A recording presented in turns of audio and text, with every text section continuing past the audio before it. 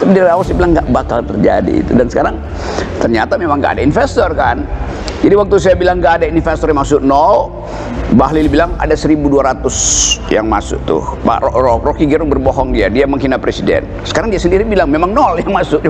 Yang mesti ditangkap siapa? Iya.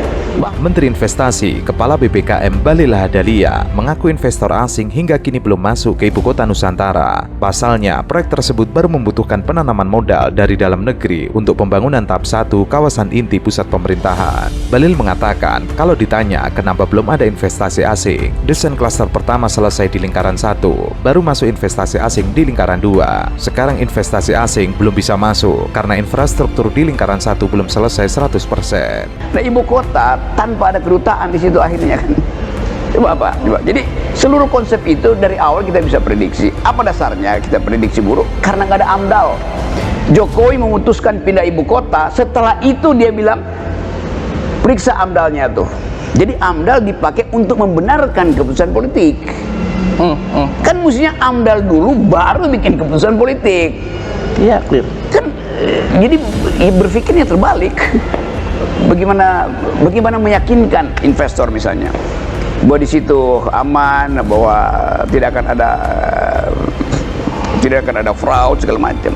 Jadi semua bayangan kita tentang ibu kota itu dipalsukan karena kalian jurnalis itu menerima itu sebagai berita yang menyenangkan. Kan itu aja kan.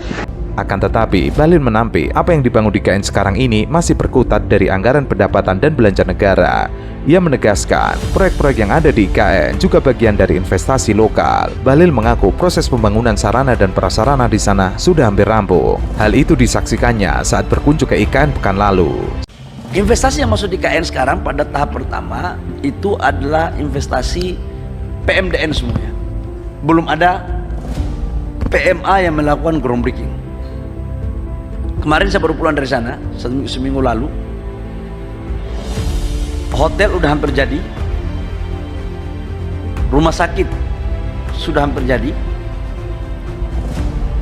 Beberapa gedung-gedung untuk sarana prasarana mendasar juga sudah hampir jadi, dan itu adalah investasi semuanya dari dalam negeri, di luar dari APBN. Kalau ditanya kenapa belum ada investasi asing, desain kita itu adalah klaster pertama ini selesai, yang disebut dengan jalan utama ya, lingkaran 1 sudah selesai, baru masuk investasi asingnya itu di lingkaran kedua, tahap kedua. Nah sekarang mereka belum bisa lakukan. Kenapa? Karena infrastruktur untuk masuk di klaster pertama ini belum selesai 100%. Presiden Jokowi menyebut sampai saat ini belum ada realisasi investasi asing di ibu kota negara. Namun ramainya investor dalam negeri diharapkan bisa mendorong penanaman modal dari luar negeri di IKN. Sampai saat ini belum ada, tapi ia yakin bahwa setelah investor dalam negeri bergerak, semakin banyak setiap bulannya investor luar akan segera masuk. Sektor prioritas yang bakal diberikan kepada investor asing mulai dari pendidikan, kesehatan, juga teknologi. Jokowi juga menyebutkan pertumbuhan ekonomi Indonesia cukup baik, diperkirakan di atas 5%, juga inflasi yang terjaga di angka 2% sampai 3%. Paling penting menjaga stabilitas politiknya baik-baik. Itu terus-menerus disampaikan. Di istana, ngapain ada istana di situ? Siapa yang mau datang ke situ? Apalagi kalau dibikin, ya apa ekonominya hidup kalau di situ nggak ada orang, ngapain coba? Jadi GDP-nya dihitung dari jumlah ular di situ, apa jumlah tikus yang mondar-mandir di bawah situ kan? Jadi nggak ada kalkulasi ekonomi, tidak ada kalkulasi environment, tidak ada kalkulasi global issues kan. Global issue itu menganggap Kalimantan ini udah buruk tuh. Jadi udahlah segala macam proyek perusahaan lingkungan ada di Kalimantan. Tapi nanti ada orang yang bilang nanti kita akan carbon trading gitu ya. Itu cuma akal-akalan aja untuk memperlihatkan bahwa ya kita dianggap oleh Eropa. Tapi Eropa bilang enggak, kita cuma mau carbon trading untuk memperlihatkan bahwa kalian itu tidak mampu mengurus lingkungan, dan dia bayar dengan harga obral pun carbon trading itu dibeli sama Eropa tuh. Sebelumnya, pemerintah mengaku tengah mengerem investasi dari luar negeri di kawasan IKN. Hal tersebut diungkapkan Jokowi ketika melakukan peresmian Superblok Pakuan Nusantara di IKN. Pakuan membangun kawasan pusat perbelanjaan, hotel, dan kondominium. Jokowi mengatakan sudah menyampaikan kepada Bambang untuk mendahulukan investasi dalam negeri, meski tidak menolak uang dari luar negeri. Namun itu merupakan jalan terakhir jika satu proyek tidak ada yang mau membiayai. Kalau mentok dan sudah tidak ada, kita akan keluarkan jurus dari luar negeri. Ia membeberkan minat investasi asing di IKN pun besar, utamanya dari investor berasal dari Singapura, Korea Selatan, Jepang, Malaysia, dan Uni Emirat Arab. Singapura ada 130 investor datang. Mereka jauh-jauh ke sini melihat ke IKN. Kemudian 30 orang dari Korea, dari Jepang 30 orang, Malaysia juga ada. Hanya saja, Jokowi mengaku sedang mengerem investasi dari luar negeri. Tujuannya supaya bisa memberikan kesempatan terlebih dahulu dari dalam negeri untuk mengisi kawasan IKN. Om, saya masih nggak bisa membayangkan ya, kira-kira setelah Prabowo dilantik, ini posisi Jokowi mau ngapain? Ya mungkin kalau dia bayangkan Oktober Prabowo jadi presiden. Ya. Jokowi tidak punya power lagi. Maka dia jalan-jalan di mall apa tadi di situ di Penta City. Penta City itu. Dia jalan-jalan di situ. Terus anak-anak muda, ini kan tinggal 6 bulan. Pinocchio lewat. Ya kan bakal begitu. Di Wakanda. Apa dia mau wisata ke IKN monumen yang dia buat terpenggalai kira-kira? Nggak akan ada orang yang akan antarkan beliau ke IKN karena dia anggap ini siapa yang akan ke IKN itu. Justru dia yang menyebabkan IKN mangkrak. Dia nggak mau lihat mangkraknya sendiri kan. Tapi kan bisa jadi tempat wisata akhirnya, wisata oligarki atau wisata emosi atau apa begitu? Ya wisata apa yang di situ kalau isinya hantu blau itu. Kan nggak ada apa-apa di situ coba.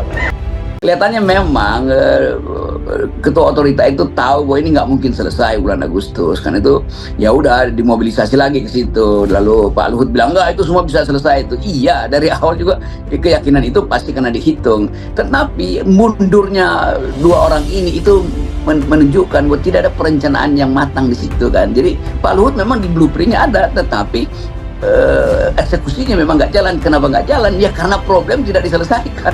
Dari soal kepres sampai soal hak masyarakat adat. Yang apa yang dilakukan dengan Pak Basuki jadi PLT kan sudah bagus. Kan masalahnya di situ sudah kita mampu identifikasi semua kok. Nggak ada yang masalah terlalu serius sekarang. Kalau tapi sebaiknya Pak Basuki nanti akan tetap jadi pengganti untuk Pak Basuki tetap jadi kepala UIKN-nya apa nanti? Dia PLT aja sambil nanti cari ya. Pak, kriterianya gimana Pak? Kriteria waktunya periode Pak Jokowi atau nanti setelah Pak Prabowo aja yang pilih kepala nggak DPR? tahu, tanya dua presiden Pak, itu aja. kepala otorita IKN yang Bapak bilang tidak becus ataupun tidak bisa mengambil keputusan Pak terkait permasalahan lahan Pak, itu kelanjutannya seperti apa Pak? Menteri Koordinator Kemaritiman dan Investasi Luhut Binsar Panjaitan memberikan respon keras soal heboh mundurnya Bambang Susantono dan Doni Rahayu dari kursi kepemimpinan Badan Otorita IKN. Luhut mengaku kesal dengan kejadian ini. Menurutnya ada masalah kepemimpinan di balik mundurnya Bambang dan Doni. Padahal menurutnya Otorita IKN adalah organisasi yang sangat kuat. Pasalnya, semua aturan pendukung sudah ada. Semua keputusan dan kebijakan bisa dilakukan dengan mudah. Namun, Luhut melihat Bambang dan Doni terlihat tidak berani ambil keputusan. Hal inilah yang membuatnya merasa kesal. Iya, itu memang pemimpin tertinggi kan. Kan dari awal konsepnya tidak ada. AMDAL tidak ada. AMDAL disusulkan dan legalitas juga disusulkan setelah penggusuran sudah terjadi. Jadi memang itu satu kompleks, satu proyek yang dari awal udah bersalah, udah berdosa itu. Pada alam dia udah berdosa, pada investor asing dia udah menipu itu, dan semua yang dibuat dari awal tanpa konsep memang kesalahan pemimpin. Siapa pemimpinnya? Ya presiden yang punya ide memindahkan ibu kota tanpa ada janji pada waktu dia pemilu, pada waktu dia kampanye. Menteri Sekretaris Negara Pratikno mengkonfirmasi kebenaran bahwa Bambang Susantono mengundurkan diri dari Kepala Otorita IKN Nusantara. Diketahui, Bambang dilantik Presiden Jokowi sebagai Kepala Otorita IKN pada Maret 2022. Kini, Presiden juga telah menerbitkan kepres tentang pemberhentian Bambang. Bambang Susantono bukanlah orang baru di pemerintahan, sebab ia sudah memiliki banyak jabatan sejak era pemerintahan Presiden Susilo Bambang Yudhoyono. Kelihatannya begitu, dan Pak Luhut sebetulnya betul bahwa yang dia ucapkan itu dia takut sendiri juga tuh, karena netizen punya kemampuan interpretasi yang melampaui faktanya. Tetapi bagi mereka yang mengerti susunan hierarki kebijakan, ya memang Jokowi yang mesti bertanggung jawab. Yang salah pemimpinnya. Kenapa pindahan ibu kota tanpa AMDAL? Kenapa pindahan ibu kota tanpa menghitung legalitasnya tuh? Kenapa pindahan ibu kota tanpa mempertimbangkan hak-hak kultural dari masyarakat di situ tuh? Itu memusingkan mereka yang diminta untuk. Selain itu, Pratekno juga membantah mundurnya Bambang Susantono tidak terkait dengan rencana pelaksanaan upacara HUT RI ke-79 di KN Nusantara Kalimantan, yang tentu akan dihadiri oleh Presiden Jokowi. Saat dikonfirmasi oleh awak media, Pratekno mempersilahkan langsung awak media untuk bertanya kepada Bambang Susantono terkait alasannya mundur sebagai Kepala Otorita Ibu Kota Nusantara. Kan banyak lembaga atau bahkan departemen diminta milih lokasi. Ya dia milih lokasi di tempat yang paling strategis sebetulnya di IKN itu. Tetapi wilayah sekitarnya, pendukungnya itu yang harusnya menjadi bagian dari operasi lembaga-lembaga ini, tanahnya bermasalah semua, itu masih tanah penduduk. Jadi tetap Pak AHY itu benar bahwa ada masalah itu. Ada berapa? Ada 2.800-an. 2.800 hektar, dan itu masih strategis di sekeliling istana yang sekarang ditembok sehingga nggak ada akses rakyat untuk masuk ke situ kan. Kalau kita dapat cerita situ, itu udah tembok yang memisahkan akses rakyat pada tanah-tanah awal yang dia miliki sebelum itu diselesaikan legalitasnya. Menarasikan begini juga ke teman-teman, proyek IKN ini juga sampai sekarang tidak mampu mengakselerasi perkembangan ekonomi Kalimantan Timur. Yes, betul. Proyek IKN itu sebatas bangunan besar, mimpi besar seseorang yang ada di dalam tembok. Sementara Kalimantan Timur tidak pernah diajak bicara. Nah itu persis itu udah cukup, saya pulang aja, kesimpulannya udah dibuat. Kalau yang ngomong saya nggak menarik. Artinya apa yang mesti dilakukan Kalimantan? Ini kan ada dua kemungkinan, IKN ini jadi atau mangkrak. Nah terus nasib Kalimantan ini gimana? Semalam diilustrasikan juga, awalnya Kalimantan Timur sebagai gadis yang melek, kemudian gadis yang kemudian yang terakhir adalah gadis yang dieksploitasi dan tidak pernah dibalas. Ini kan kasihan dong Kalimantan Timur. Lalu apa yang harus dilakukan Kalimantan Timur? Ya ada seorang laki-laki bajingan yang mengeksploitasi si wanita itu kan. Kan hanya itu dasarnya kalau kita lihat kan. Kan semua ini ada enclave yang namanya ibu kota, dikelilingi oleh kemiskinan, dikelilingi oleh IQ, oleh ketidakmampuan berpikir. Oke. Kan itu soalnya kan. Jadi kelihatannya nih IKN ini betul-betul semacam bancakan dari berbagai sudut pandang. Dari mereka yang rakus tapi nggak ngerti bahwa sumurnya udah kering. Itu dasarnya kan. Kita bayangkan misalnya bagaimana ada ibu kota yang nggak ada sumber airnya tuh.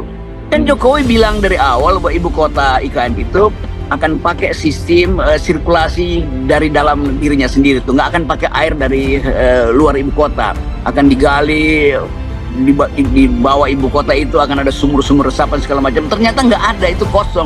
Sehingga mesti ambil air dari tempat lain, ditampung di bendungan, baru dialirin ke ibu kota. Ya apa bedanya dengan Jakarta tuh, yang juga tergantung dari suplai air dari Bogor dan mungkin juga suplai air yang paling bagus itu datang dari Tulung Agung gitu, karena kita mencari pertolongan yang maha agung dari Tulung Agung sebetulnya kan. Jadi semua hal yang diucapkan oleh Jokowi itu tidak berbasis pada analisis dampak lingkungan. Beredar sebuah penggalan video yang memperlihatkan pekerja konstruksi di Ibu Kota Nusantara kesulitan mendapatkan akses air bersih. Informasi tersebut dibagikan pertama kali oleh akun TikTok Iman Putra dan dibagikan ulang oleh salah satu pengguna X. IKN keras bro, mau mandi saja harus ngantri dulu. Sudah ngantri airnya keruh lagi. Seiring dengan hal itu, salah satu pekerja konstruksi dalam video tersebut lantas meminta pertolongan ke Presiden Jokowi agar hal tersebut dapat teratasi segera. IKN keras bos, mau mandi aja harus ngantri dulu, turun dulu dari lantai 4, kacau.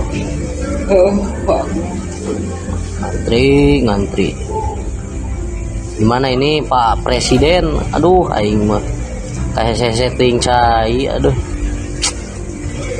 Sebelumnya, Presiden Jokowi mengungkapkan bahwa hingga saat ini memang pemerintah tengah melakukan pembangunan pompa untuk mendorong distribusi air di IKN. Jokowi memastikan distribusi air bersih di IKN akan mulai berjalan lancar pada Juli 2024. Jokowi juga optimis distribusi air bersih ke IKN ke depan tidak akan mengalami kendala seiring dengan diresmikannya bendungan Sepaku Semoy yang akan menjadi pasokan kebutuhan air baku di IKN. Airnya juga kemarin sudah diresmikan bendungan Sepaku, tinggal menunggu pompa untuk menaikkan air kemudian dialirkan ke bangunan ke rumah-rumah yang ada di Ibu Kota Nusantara. Harusnya dari awal diberitahu bahwa IKN itu tidak ada air. Kenapa tidak ada air? Ya karena struktur bumi Kalimantan seperti itu. Tetapi dianggap bahwa itu bisa diselesaikan di kemudian hari. Sekarang kesulitannya terjadi, justru airnya yang paling penting. Sampai bulan Juli nanti belum ada ditemukan di bawah tanah ikan itu kan. Jadi memang pada akhirnya kita mesti terangkan pada publik bahwa Jokowi menipu, Jokowi berbohong. Di mana dia mulai berbohong? Ketika AMDAL itu tidak dibuat, atau AMDAL dibuat setelah keputusan politik. Nah itu juga kacau cara berpikirnya. Mestinya ada AMDAL dulu, baru ada keputusan politik. Nah sekarang masalah AMDAL itu muncul satu-satu. Hingga kini belum ada satupun investor yang memberikan kepastian untuk melakukan investasi di IKN. Selain itu, munculnya masalah pertanahan atau status tanah tidak selesai dan banyak masalah. Di sisi lain ia mengungkapkan, banyaknya larangan juga yang membuat pekerja konstruksi lambat. Misalnya tidak bisa mengebor air tanah, hanya air permukaan. Ini menyulitkan proses konstruksi. Tidak boleh menebang pohon atau mengubah kontur. Akhirnya jadi lambat karena akses jalan menjadi rebutan para kontraktor yang memperlambat pekerjaan. Itu sama seperti minta supaya Bandung Bondowoso itu menyelesaikan Candi Prambanan, tetapi sekaligus minta untuk dikeluarkan dulu dana perawatan. Candinya sendiri berantakan, gimana mau dirawat? Jadi ini juga petunjuk bahwa bagaimana di dalam kabinet sendiri kok nggak ngerti, Bang. Kan sudah bilang tinggal 17 triliun tuh. Nah kalau tinggal 17 triliun ya minta aja 1 triliun misalnya, mungkin dikasih. Tinggal 17 triliun bahkan minta 29 triliun, artinya ngutang 12 triliun lagi kan. Ini di dalam pemerintah sendiri nggak ngerti informasinya kan. Kalau informasinya udah negatif, bagaimana mau diminta tuh?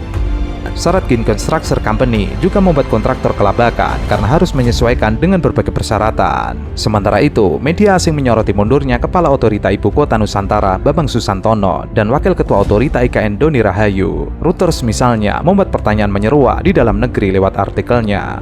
Ketua dan Wakil Ketua Badan yang mengawasi rencana Ibu Kota Baru Indonesia tiba-tiba mengundurkan diri, menimbulkan pertanyaan tentang proyek senilai 32 miliar US dollar. Dengan Jakarta, ibu kota saat ini yang berpenduduk 10 juta jiwa, penuh sesak dan dilanda kemacetan lalu lintas besar-besaran serta banjir kronis dan tenggelamnya tanah, Indonesia sedang membangun ibu kota baru yang disebut Nusantara di hutan Kalimantan Timur.